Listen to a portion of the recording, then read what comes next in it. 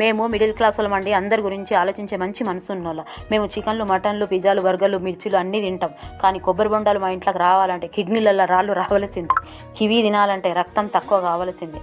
మా ఇంటి ముంగట కూడా కారు ఉంటుందని, కానీ బట్ట కప్పుకొని జ్వరం వచ్చిన పేషెంట్లు ఎక్కువ ఉంటుంది. మేము డ్రెస్సులు పిల్లల కోసం కొంటే 2-3 సంవత్సరాలు పెద్దగా చెప్పి పెద్దవి కొంటామండి.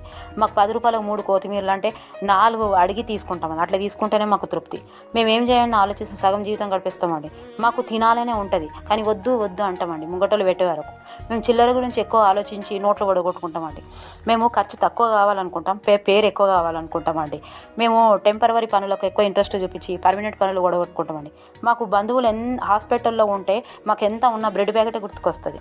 మాకు పుస్తకంలో ఉన్న సైంటిఫిక్ హాస్పిటల్ లెక్కలు రావండి, కానీ ఇంట్లో ఖర్చులు మాత్రం మాకంటే మంచిగా ఎవ్వరు చేయరు. ఇక మాకు పక్కోళ్ళ బంధువుల గొడవలు అంటే భలే ఇష్టం అండి. మొత్తం వినేవారి కాడ నుంచి కదలం. మేము మొదటి మెట్టే సేటు కావాలని ఆటనే నిలబడతామండి. మీకేమైనా ఫీలింగ్స్ ఉంటే